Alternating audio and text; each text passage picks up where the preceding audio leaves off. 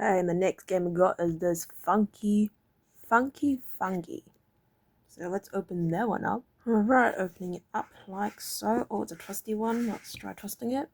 First off, we have these 2 point, 2.3 point, 3.4 point. I don't think I'd be using those. Then we have field guide instructions, sure. And then we have the deck of cards. So let's slide this off. Here we are. Ooh, look at this. Clusters, 2 points. Protect. 2 points, protect. 3 points, steal. 3 points, swap. Clusters, swap. Yeah, that's pretty cool. Oh, they come in different colors. It's like, so there's this red color, there's this purple color, there's bluish color, it's green color. Ooh, and then a magic fungi, it's a wild card. That looks pretty cool. I also like the feel of these cards. These cards feel really nice. And they're like a nice small size, like the Tetris Speed Bonds. Okay, let's also read the instructions, shall we? Okay, Funky Fungi. Field Guide Instructions. The game. In this funky card game, carefully forage for the best fungi and collect sets of clusters to earn points. Use strategy to be the first player to reach 10 points and be ground champion. Shuffle the 60 fungi cards and deal 6 cards to each player face down. These cards are not to be revealed to other players. Place the remaining cards in a face down stack where everyone can reach them. This is your main fungi stack. Place the foraging point token next to the deck of cards. Game setup reference 2 to 6 player, 2-player example. Main fungi stack. Forage points taken, discard pile, 2 hand, play a second. Man, this looks a bit complicated. As a round, they get first choice to forage 1 card of these 2 cards and add it to their forage cards. Here, players try to gather the right fungi to make a cluster for points.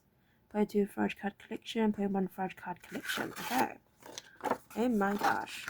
Okay, gameplay. Play starts with the last player who ate a mushroom. Players look at their hands but do not reveal their cards. The starting player chooses 1 card from their hand and puts it face up on the table. That card is the lead color for this round. The player to the left must play a card matching that color. If they do not have a card matching this color, they must play any card from their hand. Ending a round. After each player has played 1 card, the card with the highest value of the lead color wins the round. The winner has the first opportunity to forage any one of the cards played that round. They place the card on the table next to them and as the start of their forage card collection. The second highest player chooses next, and so on until each player has chosen a card. At the end of each round, each player takes 1 card from the main stack to replenish their hand. Players should always start a round with 6 cards in their hand. The winner of a round is always the first to start the next round. Player continues to the left again. Note, a player who has played a card that does not match the lead color cannot win the round, but can still choose a card after everyone else.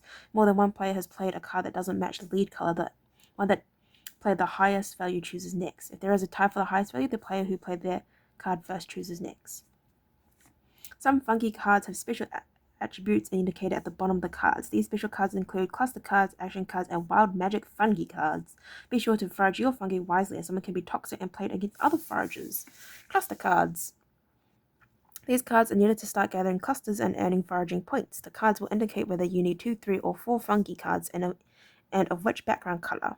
You may only gather clusters together from your forage cards. If you have the required fungi to complete a cluster, you may score this only when it's your turn to forage. Take the cluster card and all the fungi cards to complete the cluster and place them in the discard pile. Then take a foraging point token each to the point value shown on the cluster card.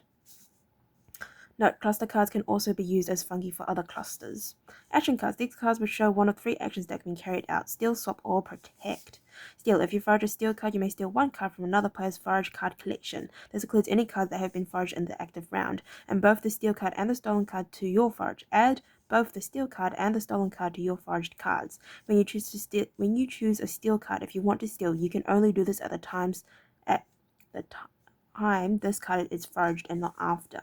Swap this card for any of the cards foraged by another player. This can include a card that has just been swapped by another player in that round and can include a swap card itself. When you choose a swap card, if you want to swap, you can only do this at the time this card is foraged and not after. This card, along with the steal card, can help you find fungi to complete your cluster. Protect. Place this card on top of any 1 foraged card. That card is now protected and cannot be stolen, swapped, or moved to protect another card. When you choose a protect card, you can only do this at the time the card is foraged and not after. This sounds like a very important thing, hey? If the protect card is stolen or swapped, it cannot then be used to protect another card, including one belonging to its new owner. If you use the card that is being protected to complete a cluster, the protect card cannot then be used to protect another card. A protected card can be used to complete a cluster at any time, just like any other card. Magic Fungi Wildcards. These powerful cards are multicolored and can count as any colored fungi when played or used to make clusters. If played as the lead card in a round, the next player can follow with any color fungi card. With this card, a player can follow and beat the lead card of any color. If more than one Magic Fungi card is played in a round, the highest value card wins the round. Explain ending the game. The game ends when a player collects 10 foraging points and is crowned champion. If the deck of cards run out before this, reshuffle the discard pile and create a fungi stack and continue the game. Happy foraging! That sounds like a pretty fun game. Hopefully the kids will like it. It sounds pretty good. I don't know if I should keep it in this box or not.